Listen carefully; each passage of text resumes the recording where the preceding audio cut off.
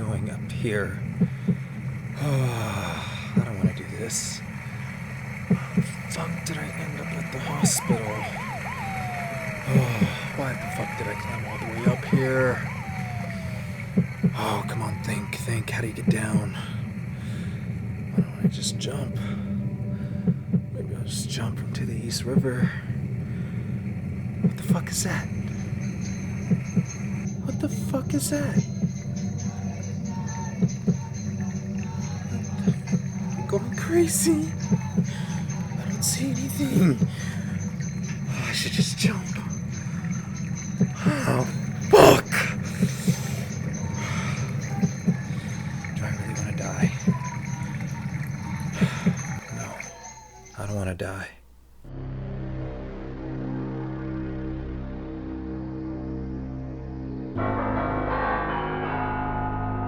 When life throws you a bone, you better boil that thing and eat that gristle.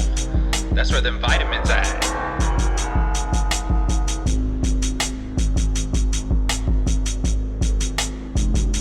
Just slid to the edge of the table, all on its own, and fell like someone knocked it off.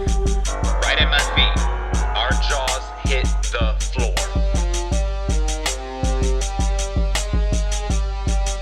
Yeah, things got real dark. Things got really dark. I mean, like, pitch black, no light, no glimmer of hope. And somehow, some way, I got out of it.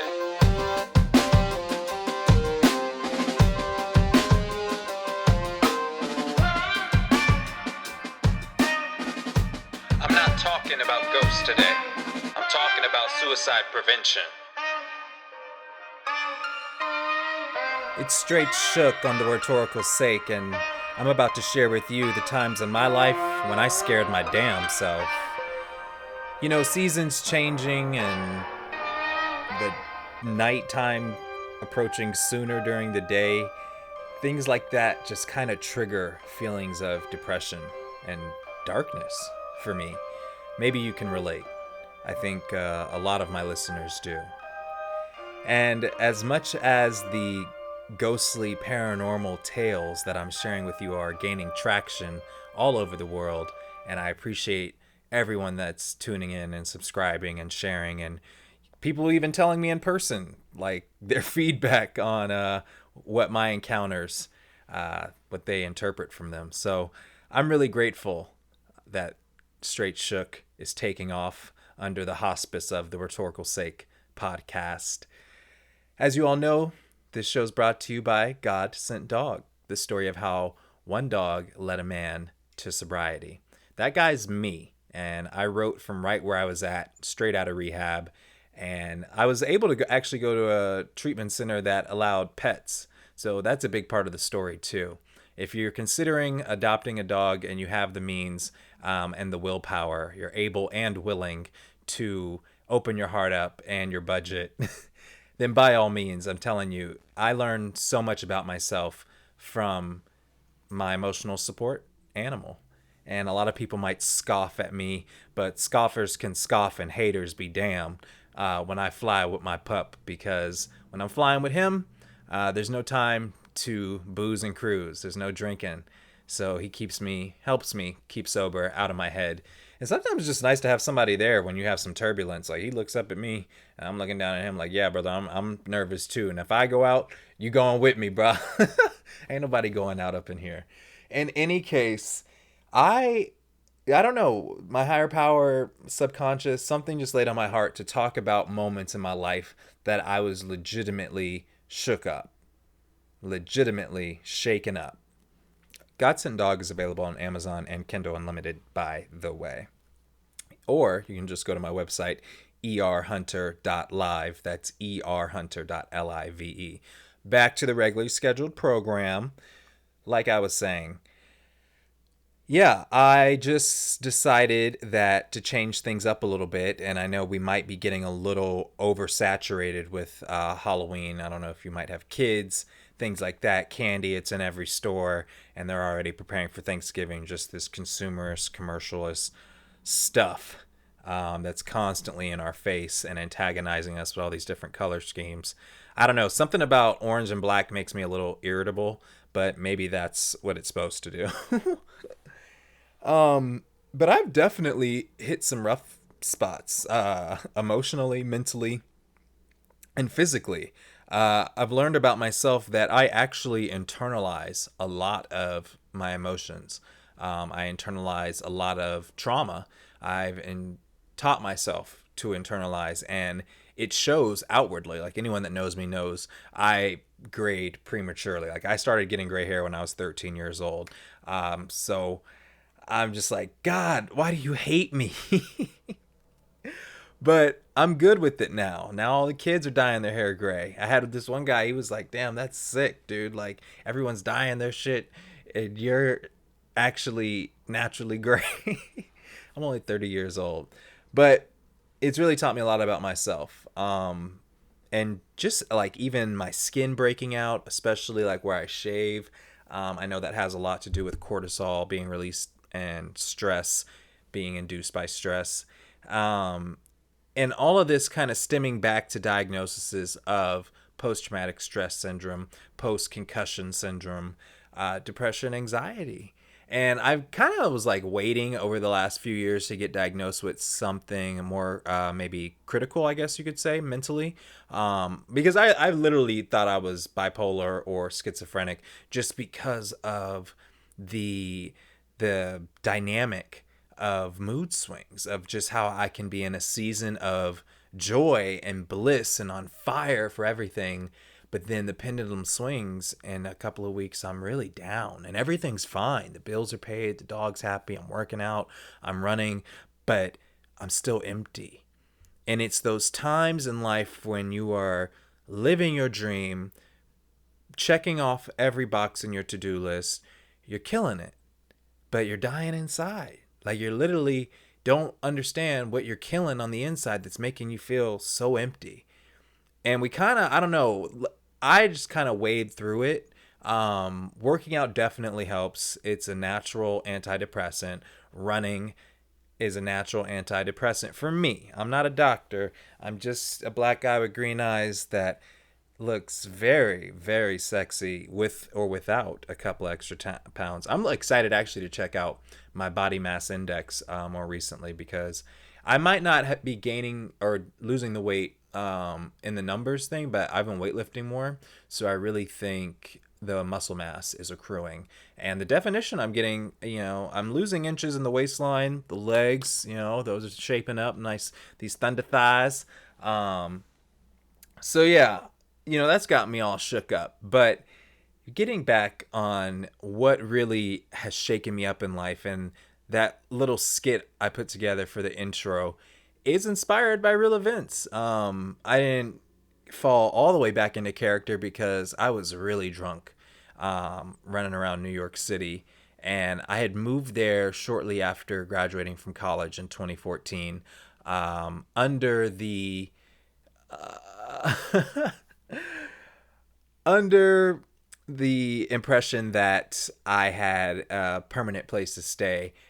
Just, they would put me up for a week or two, and then I'd pull my weight and contribute, and all would be good, fair and square.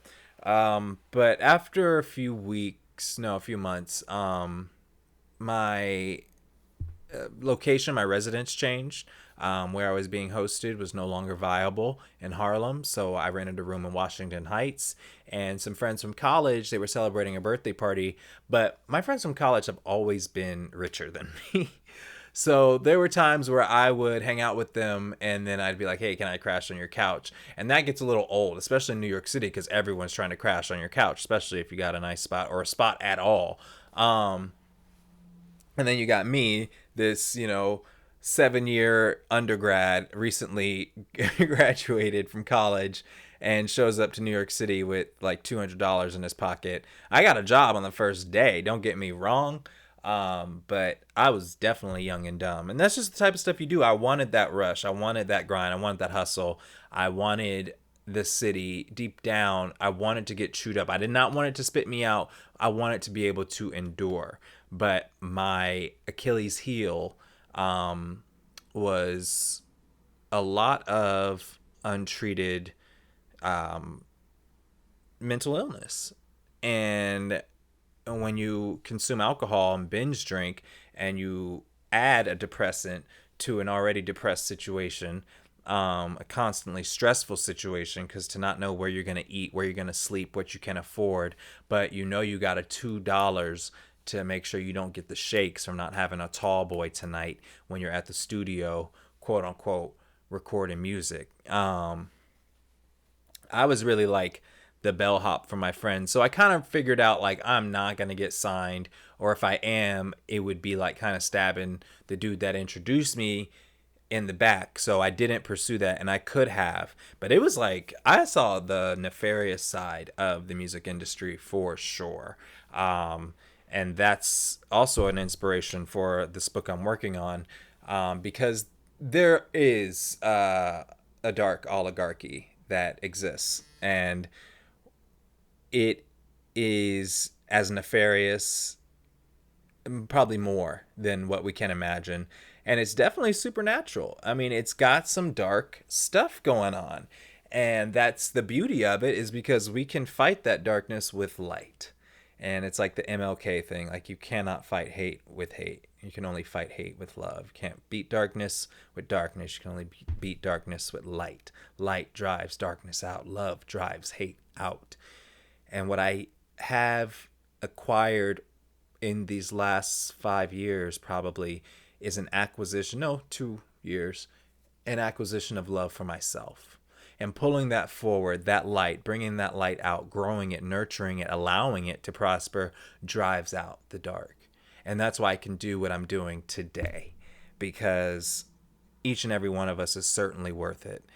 And my best advice, if you or someone you know is considering suicide or talking suicidal, or even hinting at it, is to reach out and call those helplines.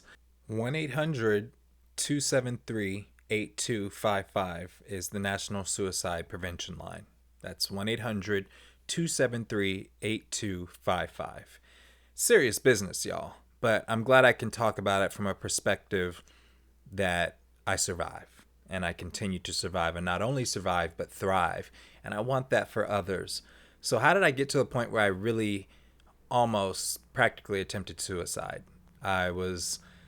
I don't know how many stories up on some ledge of a skyscraper hospital on the east side of Manhattan.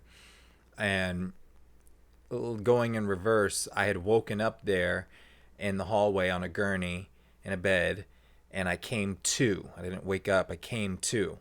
And I see that I have a hospital bracelet on with my name on it. And I'm still really fucked up. So I think it's funny, and I try to leave the emergency room. And security pursues me, 2 people, and I start running the opposite direction of the street and try to get lost in between like ambulances and stuff. And I start climbing up on ledges, and I go around a corner of the ledge, and then next thing I know, I'm in this nook, and there's nothing in between me and 7 stories down and the rushing East River. And I stand on the edge, put my arms out like I'm on the front of the Titanic and Jack's holding me, but there is nobody holding me. And I look down and I'm like, I could do this. I could jump. I could end all of this pain, all of this stuff. I could end it right now. I mean, I'm just a drunk. I'm not going to make it here in the music industry. I have nothing going for me. I owe somebody money. Like, all this stuff was going through my head on reasons why I should give up and call it quits. I was gay, I am queer, and I was dealing with that at 24 years old and not accepting myself, not accepting who I was, where I was at, my situation, and not accepting my opportunity.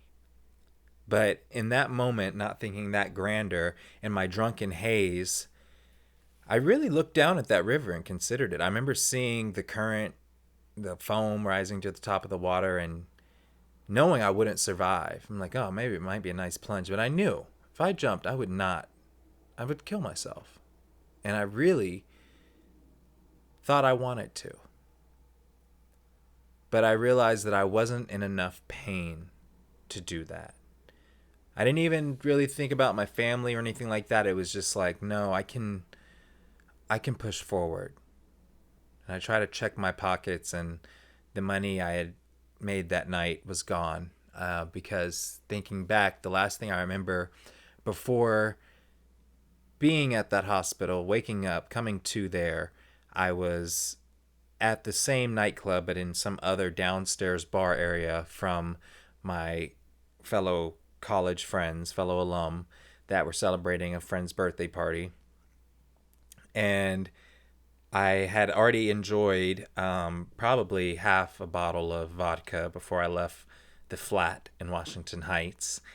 And I rode the subway down, and it was weird because before I met up with my friends, my best friend was actually in town because he was on a tour, like a citywide tour, state national tour, with this project he had done with all these like internet celebrities.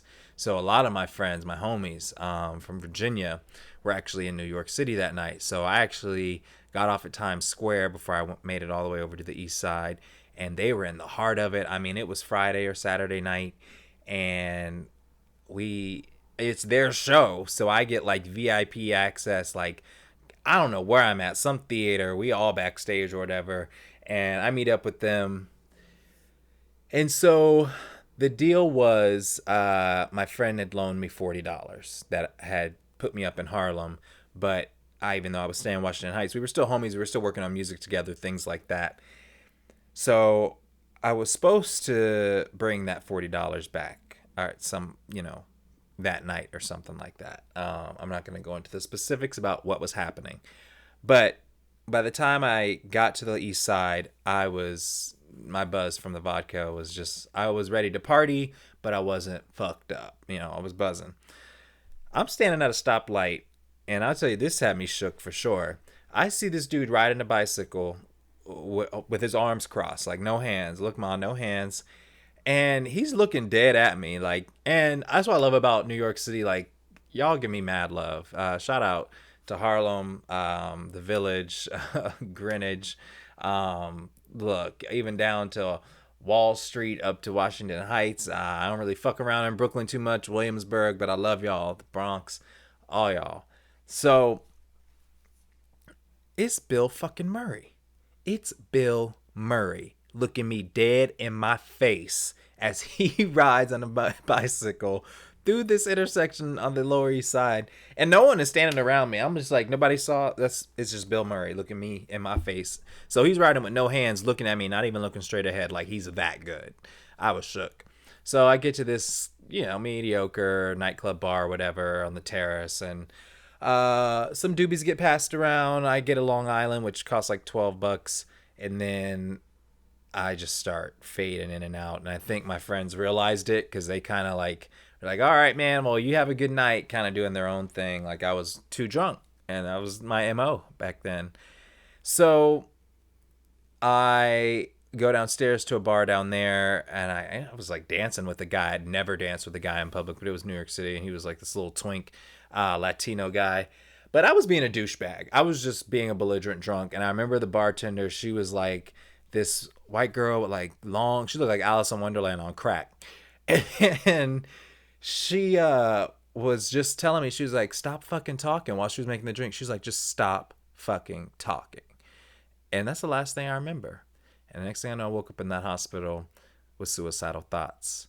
I walked out of that hospital and hit the bodega.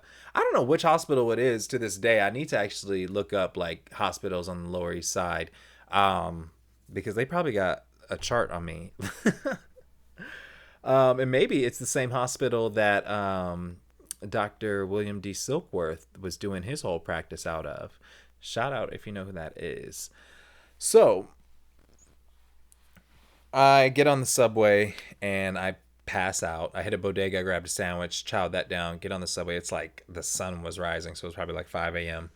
on a Sunday morning. And I come to, and I do not know where I'm at. I know where I'm at. Like, I know I'm past Washington Heights. Like, I might be off the island, and I know I should not be there. So I made a long walk back to a line, and I was on the some opposite, like the west side of the north end of Manhattan. Like, I don't go there. I mean, Washington Heights is like up there, but it's not all the way up there. Like, I was all the way up there, so I had to figure out get my way back, and I was just beat after that, and I just can't believe to this day I was so close, even if I had tripped or stumbled and I didn't mean to killing myself.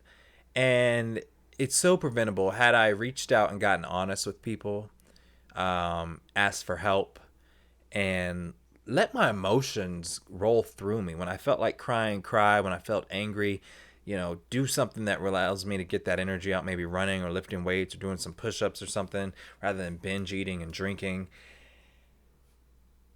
And it's a process. It is a developmental process, but it's serious business, and it's taking way too many of us out. I know now, after being broken down to nothing, being told I don't have what it takes, I know what it is to find esteem.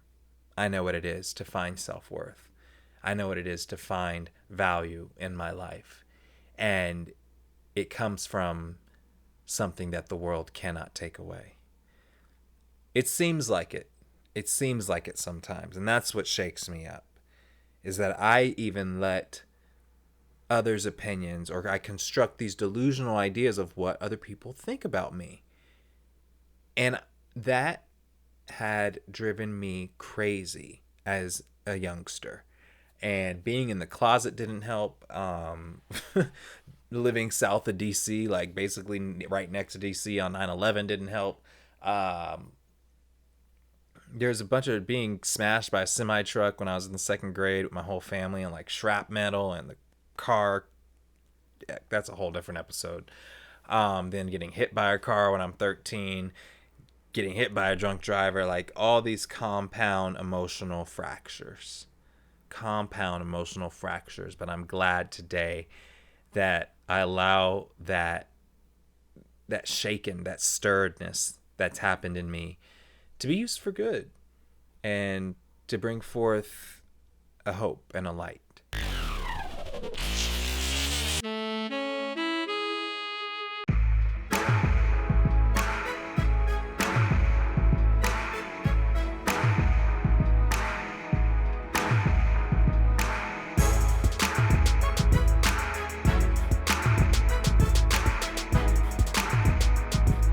This is just a friendly reminder that if you want to support the show, hit me up at patreon.com/erhunter. It's patreon.com/erhunter. I also wrote Chasing God Alcoholically, and that's just my take on life in early recovery and starting to be and live sober. I'm not some guru yet, and I'm not the enlightened one, but I definitely am more than willing to share my experience with you all. And your love and support is greatly appreciated. I'm looking forward to this third book I'm gonna release. I'm working on it now. I'm posting on Instagram my Grammarly results. They're telling me I'm writing more than 99% of Grammarly users. So boy, I'm looking forward to y'all reading this book. It's dark, it's a little creepy, but it's inspired by true events. And that's where we're at. Can't thank you enough for joining me today. Check out my books on Amazon, Kindle Unlimited, they're free. And my website, baby, www.erhunter.live. That's www.erhunter.live/VRS. That's brings you straight to the podcast. So my website /THERS. I'm stoked to break this down with you guys. This is awesome. What a great show today. I hope that this gets you encouraged, wakes you up, keeps you woke, and brings us together, even if it's just by a little inch over some airwaves. You're beautiful. You're worth it. Keep on listening. Subscribe, rate, and review the show. Love ya. Ciao. So speaking of Washington Heights, I found a flat or room on Craigslist, and It was this apartment that is at the top of like this 4 or 5 story building, and there were like gangs on ATVs, like I don't know if they were black or Dominican, but they would ride around the streets with no helmets and do like wheelies on ATVs. Like it was really aggressive, and it's like super hilly there. It was gnarly, but it's a beautiful part of the city too. Got a lot of heritage, a lot of culture there. Well, it turns out that the chick whose name was on the lease actually went to my alma mater. We had never crossed paths, but we related on that immediately. And the girl who was renting my room, let's say her name was Lila. Lila's roommate was just moved to the living room because she needed to make rent, so she was renting out a room. I don't know if you could do that, but she did it in New York City. That's how we were rolling. But it was cool because they were all around my age. It was this house full of chicks, and they immediately like broke out this guitar and would start playing Adele, and they wanted me to sing to it like, never mind, I'll find someone like you. I wish nothing but the best for you. Don't forget me, I think I'll remember you said sometimes it lasts in love, but sometimes it hurts instead. Nothing compares. I'm playing. But for real, so it was cool. It was like what's that Gilmore Girls moment or something. So we would go out. They would take me to like the ABC streets, the alphabet streets or whatever. Like I think this place called Papaya. And we would like go to these bars and it'd be like all these dudes straight off of work in Wall Street and like white button downs all untucked and just sweaty, just getting drunk, just getting fucked up. Yeah, boy. I gotta say that subway ride from Washington Heights to the Village where I was catering, man, that was my like snooze button right there. I would straight pass out and somehow wake up right before like St. Mark's or whatever I stop. But it was cool. It was a great moment in my life. I was really enjoying it, even though it was a hustle, it was a constant grind. But that's just life in the city, you know, and I was grateful to be busy. So Lila, she took me out on my birthday, and we went to one of those silent discos where you wear headphones and there's like 3 different stations. But the thing about where these girls lived in Washington Heights, it was right above a liquor store. And this was one of those liquor stores where you don't touch the merchandise at all. And I know that's pretty common in New York City, but there was bulletproof glass everywhere, like 360. As soon as you walk in, it was just like plastic saran wrap room. And it was a lot of maybe drug addicts, alcoholics, sex workers. Maybe they're nice people. I don't know, but they like to hang out by in front of the liquor store, which is right in front of the front door. And I really wasn't supposed to be living there. So the guy that lived below these girls kind of knew that, and I think he was their landlord. But he just kind of scared me. Like I just kind of like velour suits, like pimped out, like I don't know. So the next morning, after me and Lila go out, the other girls are like knocking on her door, and they're like, I don't think she's in there. Like her door is locked, and usually she locks it if she's out. But she came back. Maybe I know we were pretty drunk. Maybe she went back out to get something. I don't know. Or maybe she met up with that guy downstairs. And so I start knocking on her door, and I'm like, Lila, hello, is anyone in there? And I immediately just assume Lila is DEAD, dead. I think this guy downstairs has got her ass. Like I'm thinking I'm in the first 48. So I start packing up my stuff because I'm like, I got to get out of here. I got to get out of New York City. Like I go into this fight or flight mode that is like fly out now. So I'm packing up stuff. I'm shaking. I can't get my phone right. I'm trying to make sure I ain't leaving nothing in a place. I've been laid up for 2 weeks on a mattress on the floor in this room. And I'm about to go out the front door, and Lila's door opens. And she comes yawning out. Oh, beautiful. She's just like, hey, I was so tired. I was like, girl, we thought you were dead. So that had me straight shook. It's just funny how my mind went there, like newbie in the city, living in a very urban environment, and I'm black, but um, I just feel like black people, ethnic people can, especially New Yorkers, can kind of see my gentrification. It's like surface level, baby. Um, they call me, Mr. Malibu, GQ, whatever. For people that know me, when y'all come to know me, you'll understand why I get GQ and Esquire magazine in my mailbox every month. New York was such a beautiful moment in my life because it broke me, it opened up my eyes, and it inspired me. And something I've mentioned on this show before is my encounter with the mogul, the philanthropist, the legendary, the trailblazing Miss Oprah Winfrey. And as a caterer, I met her for the second time while in the craft services room that was in between her photo shoot, the studio, the photographer, and holding wardrobe. So it was just me and her in a room. And it was on July 21st, 2014, 7/21/14, all multiples of seven.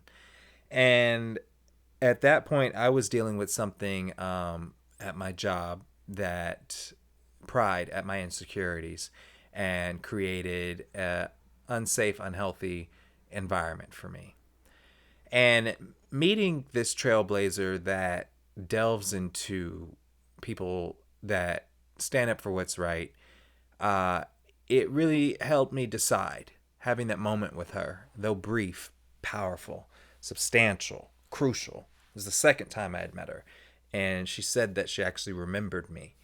So, and then it was 7/14 or 7/21/14, and I had met her in 2007 in July, maybe to the day, almost 7 years prior. So this number of completion, and I just kind of realized I was done where I was at with that, and I was as far as I was gonna go. I just catered for Oprah, but I was only pulling like $300 every 2 weeks. The way these people were paying me, because it's like making it in the city, but it wasn't right on many levels. So I made some moves, and I'm glad that that encounter with Miss Winfrey shook me up. It had me straight shook enough to make some moves that eventually led me to be homeless. But I needed that, and I knew where I was headed. That is something I realize now, is not to leave a job without having another one lined up, and to leave with grace is more powerful than leaving on the cusp of a time in a moment, to make emphasis, but a lingering atmosphere, aroma of grace and mercy and tact has brought me a long way, and that's why offers still stand. Hey, so I was straight shook on a different level, not in a scared way, but scared if I don't be myself, if I don't nurture this light that's in me, this do-gooder, this charitable guy, this guy that wants to be altruistic, wants to be the best person, but stifled by trauma, stifled by mental illness, stifled by alcoholism.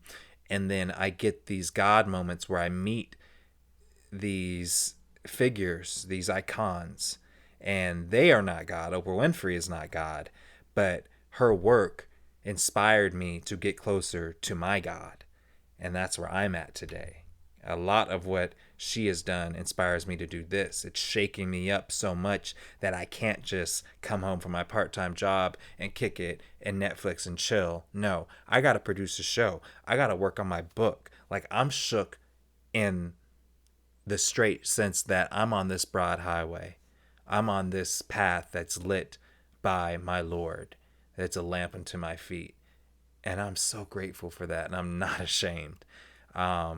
Because one thing that has definitely prevented any suicidal thoughts for me recently in the past couple of years, despite the ups and downs, despite the setbacks, despite the trauma, And you guys should check out my books because I delve a lot more deeply into what I'm referring to right now in those literary works.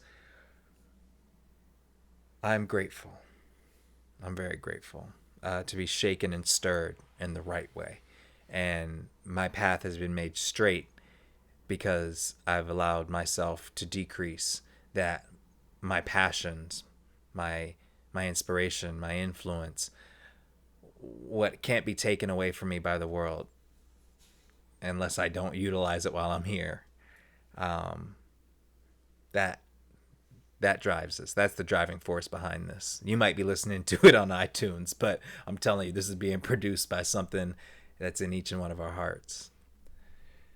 So the day I decided to stop living in a homeless shelter, stop just getting by, um, I was in a McDonald's. I bought a coffee. I posted up to use their Wi-Fi. I arranged to take the PATH train back to Hoboken to go to a Walmart that's in New Jersey because that's where I bought my bike. If you're in New York City and you're looking for a cheap bike, just go over to New Jersey. Don't get robbed. And I was buying a plane ticket. And my aunt, Baby Kim, y'all heard her, she bought me a plane ticket. And a buddy of mine invited me to move in with him in Florida. They had a bed. It was a stable environment, and it was opportune. And so I walk out of McDonald's, and I don't even know what side of town I was on, but I'm looking at these people at the sidewalk, at the crosswalk, and I'm like, that looks like Ewan McGregor. And I'm like, is that Maggie Gyllenhaal? And I love The Deuce, like James Franco, The Deuce, New York City, 70s, 80s now. Like, it's a great show. I'm going to be sad to watch the series finale, that's for sure. But masterpiece, just awesome. Heavy for sure. Explicit, graphic, but necessary and current in so many ways. Even as a period piece, it's so current. I love it. It's phenomenal. And based on true events. It's inspired by true story. The Deuce, HBO. That's your plug. And The Affair on Showtime. Boy, whew, talk about have you straight shook. That's my show right there. Shout out to Elio Gold, DJ Elio Gold on SoundCloud. There's your plug, because he's the one that turned me on to The Affair. I'm rooting for Helen. I don't know if I'm rooting for Noah. Y'all need to tune in. But Helen, Mara Tierney, make a gay man reconsider. In any case, I go up to Ewan McGregor because Maggie Gyllenhaal was just on her phone. He was standing there just like normal as can be. And I was like, are you Ewan McGregor? And he's like, yeah, like in his Scottish accent. I was like, do you mind? Can we take a selfie? And like, it was 2014, so selfies were still like appropriate. It was trending. And I had a selfie with Ewan McGregor. It's on my IG, my personal IG. Go to the rhetorical sake, do some scouring, you'll find it. I'll post it in the show notes. How about that? Love you. I get to Florida, and the main street where I moved to Florida is McGregor. And the last thing that person that had invited me to Florida said to me was, he was shooing me away, and he was like, go to Hollywood, go to Los Angeles, go to LA, go do what you gotta do. And I did. And that fallout shook me up so bad that I mentioned earlier on in this episode that it affected me physically because I internalized and I literally had a broken heart. I'm going to delve into that on another episode. But when something shakes you up enough that you're on the verge of having a stroke, because an 11-year relationship abruptly comes to an end, it goes from being a dream come true to a nightmare you never even imagined, you never even considered, like that plot twist. I broke down. And if it had not been for my great aunt, the youngest, one of the youngest in her family, I wouldn't be where I'm at today. And I've mentioned that before in previous episodes. So getting shook in all the right ways is vital for maturation, spiritual development. And this is just based on my opinion, because believe me, it does not feel good. Even more recently, it just doesn't feel good. The sun's going down earlier. It's getting cold. maybe I'm not where I'm at as far as making headway in my health and fitness, or I ate a bunch of carbs over the weekend, so I feel bad about that. But it's absolutely necessary for me in order to survive and not even dabble to consider suicide, to count it all joy, to be grateful for the times I got shaken to my core, to utilize that as a skill set. I learned from that, if I allow myself to learn from it, and understand that the trauma of it is a story. That's my story, but I guarantee you, and the affair is phenomenal strictly in its writing and the changing of the narrative or the narrator. We have the power to change the narrative of our lives. Even though the pen is shaken, it's still in our hands. You understand what I'm saying? And actually, when I got to Florida, I got straight shook upon arrival. It's like Florida, newly developed city, all this stuff. I get in the pool and I feel something on my back. And I'm like, I know this is not a snake. I know that my first time dipping in this pool, it is not a snake. Do you know that there was this little 5-inch snake swimming in the pool up against me? And the worst snake bite you can get is from a small snake. The worst, especially a baby snake, because their venom is potent and they don't know how to release their jaw. Ooh, Lord. That, though, to me is an omen. I actually wrote a whole script about it. It's registered with the guild. I think I'm going to have a whole episode, too, where I pitch some of my scripts. I got to figure this out. Because I want to definitely get the ideas that are my trademark copywritten ideas out there so we could start developing these bad boys. So yeah, y'all, I gotta say, it comes and goes. The shakes, the anxiety, the social anxiety, the tremors, the insomnia.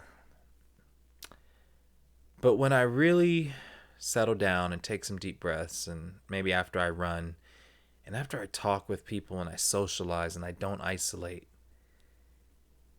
I get this buzz from letting life be life and allowing myself to grow simply by being. Sometimes that's all you can do. And sometimes that's all you want to do. Everything, I think, is good in moderation. Now I know I don't drink in moderation. I don't want to be someone that looks back at my life and I prayed in moderation. There's some things I overindulge in, like praying and meditating on spiritual things. And there's other things I absolutely abstain from, like binge drinking and abusing substances. If you can strike that balance, I think you're well on your way to not only recovering, but overcoming. I do this because it builds momentum to my emotional repertoire, my spiritual tool shed, toolkit, utility belt. And it's resourceful, it's sustainable because I get to share it with you. I hope this episode kind of woke you up, kind of gave you some insight into some dark crevices in my experiences, and left you a little bit more shook in an optimistic way than how we started today.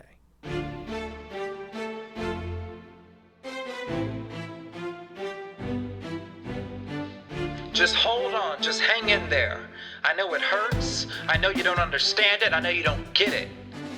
But if you can just sustain, if you can abstain from harming yourself, even mentally, thinking those negative thoughts, compulsively telling yourself you're inferior, you're not worthy. Let's reverse that and change the narrative and build ourselves up. I'm not going to expect anyone else to build me up unless I build myself up first, because I want to give them something to applaud. And it's not really even about them. It's about what's in my heart and what I think about myself. I can't get caught up on who's here and who's not. I got my dog, I got my job, I got my God.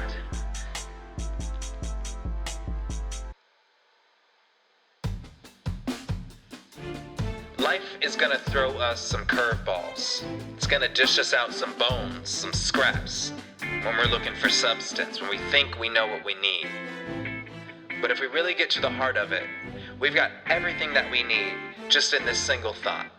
Just in the possibility, the glimmer of hope that we can, that we're able to do something about it. To make tomorrow a little bit better. How do I want to look at yesterday? What are the memories I want to think about?